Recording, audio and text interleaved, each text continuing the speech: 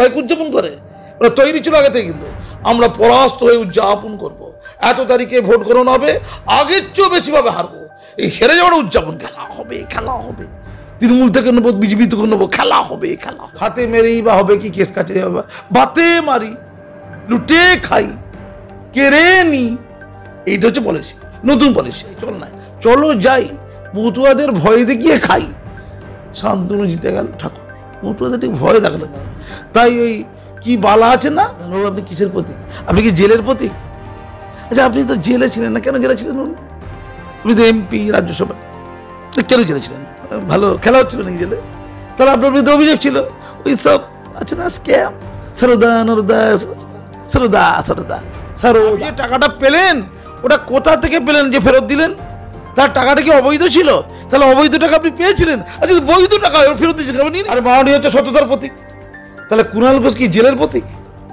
উনি জেলে গেলেন কেন? কুণাল বাবু, আপনি কেন জেলে গিয়েছিলেন একটু জানতে ভীষণ ইচ্ছে। তিনি বলেছেন দিল্লি থেকে নাকি 4 জন এসছে প্রতিনিধি দল, এই আত্মপীড়িতদের পাশে থাকার জন্য। আরে আসতে তো হবেই। 21 সালের পরে মার খেয়ে কর্মীরা সব বসে গেছে, উলে বেরিয়ে তো কর্মীরা বসেই আছে। কে একজন দাঁড়ালো থেকে গেলে এলাকার লোক চেনেই না, বাকিটা তো বসেই রইল। সুন্দরভাবে হেরে গেল, বিজেপি উদযাপন করলো, হেরে যাওয়া উদযাপন। লোক তো জয় উদযাপন করে, ওরা তৈরি ছিল আগে থেকে। কিন্তু আমরা পরাস্ত হয়ে উদযাপন করব, এত তারিখে ভোট গ্রহণ হবে, আগের চেয়েও বেশিভাবে হারবো। এই হেরে যাওয়ার উদযাপন করব। মোদিরা বুঝতে পারেনি, মাসুম আক্তাররা বুঝতে পেরেছে। উদযাপন করব কিসের আনন্দে? ওই টাকা পয়সার কথাটা বলবো, ভাগ বটোয়াটা একটু বলবো, ওটা বলছি না, থাক, ওটা নাই বা বললাম। ওদের ওই বুঝতেই পারছে যে কোথায় গেল মোদিজির পাঠানো নির্বাচনী কাজের জন্য প্রেরিত অর্থগুলো, কোথায় গেল? হারিয়ে গেল, সবই হারিয়ে গেল।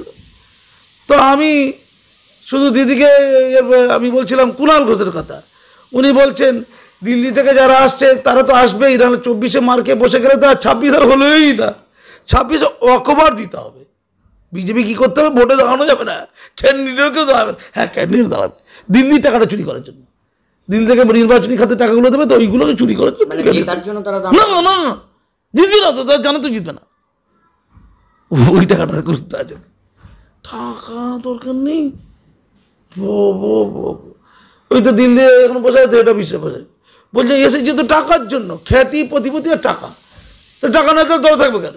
আবার একজন বলছে, সে অভিনেতা বলছে আমি এসছি, যদি আমার যদি ইনকাম না হয় তাহলে থাকবো কেন?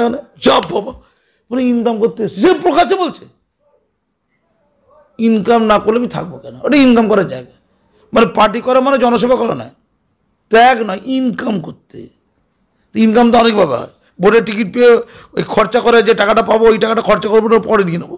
বিল ভাউচার জাল দেখিয়ে দেবো, টাকাটা তো গন্ডগোলের টাকা, জাল দেখিয়ে দেবো, ওর ইনকাম।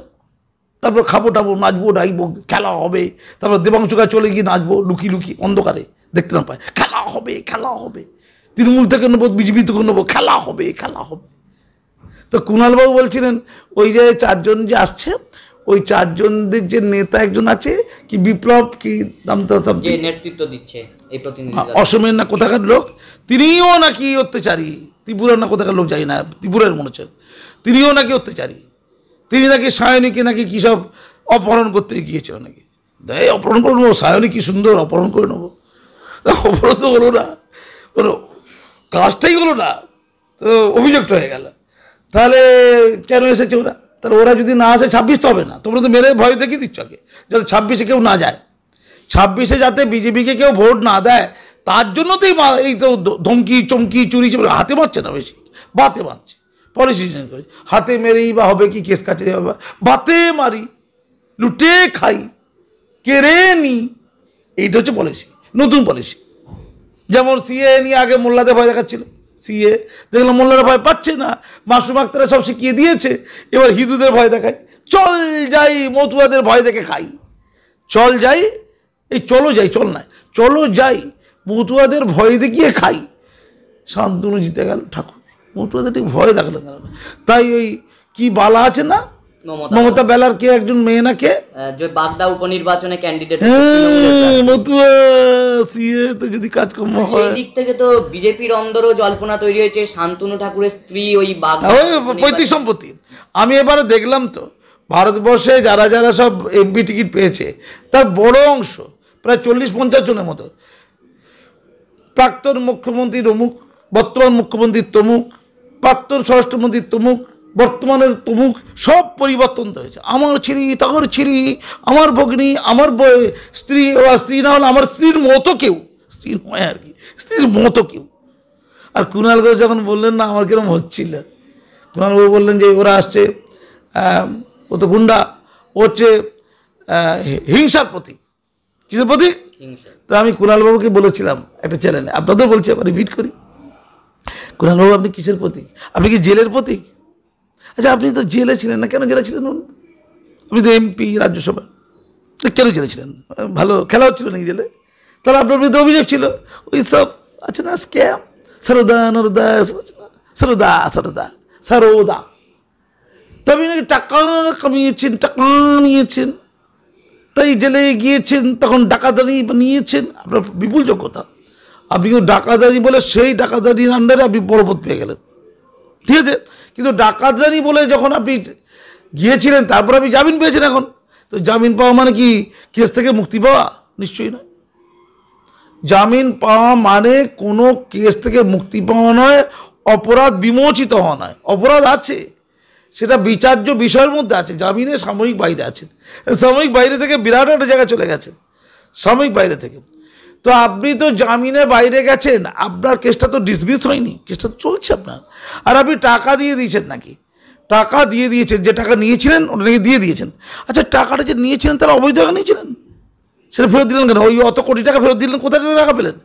আপনি যে টাকাটা পেলেন ওটা কোথা থেকে পেলেন যে ফেরত দিলেন? তার টাকাটা কি অবৈধ ছিল? তাহলে অবৈধ টাকা আপনি পেয়েছিলেন, আর যদি বৈধ টাকা ফেরত দিয়েছেন আপনি নিয়ে নিন। তাহলে প্রতীকের ঘন ঘটা চলছে তো। তাহলে ওই বিপ্লব বাবু এসছেন যিনি ত্রিপুরা থেকে নাকি, ওই যিনি প্রতিনিধি দলে আছেন, 4 জনের প্রতিনিধি দলে, তিনি হচ্ছে হিংসার প্রতীক, এটা কুণাল ঘোষ বলছেন। আর মাওনি হচ্ছে সততার প্রতীক। তাহলে কুণাল ঘোষ কি জেলের প্রতীক? উনি জেলে গেলেন কেন? কুণালবাবু আপনি কেন জেলে গিয়েছিলেন একটু জানতে ভীষণ ইচ্ছে করছে। আপনি পবিত্র কর্ম করে গেছেন, আপনি বলে জেলে গেছি তো কী হয়েছে, এখন তো আমি মুক্ত না, মুক্ত নন, আপনি জামিনে আছেন। আমি যদি ভুল না জেনে থাকি, হ্যাঁ আপনাকে বলছি, আমি যদি ভুল না জেনে থাকি, আমি যদি অশিক্ষিত না হয়ে থাকি, তাহলে আমি জানি আপনার কেস বাতিল হয়নি, ডিসমিস হয়নি, আপনি মামলার মধ্যে আছেন কিন্তু জামিন আছেন, দীর্ঘদিন ধরে জামিনে আছেন। আপনার অভিযোগ বেকসুর খালাস হয়ে যায়নি, অভিযোগ এখন চলছে, জামিনে আছেন। আপনাকে জামিন দেওয়া হচ্ছে কখন? যখন আপনি টাকা ফেরত দিয়েছিলেন, বেশ কয়েক কোটি টাকা ফেরত দিয়েছিলেন। তা আপনি কোটি টাকাটা পেয়েছিলেন কোথেকে? কার টাকা ফেরত দিলেন আপনি? তাহলে আপনার কোথেকে পাওয়া টাকা ফেরত দিয়েছেন? আচ্ছা ওই টাকাটা যে পেয়েছিলেন ওটা তাহলে বৈধভাবে পেয়েছিলেন? বলুন উত্তর দিন।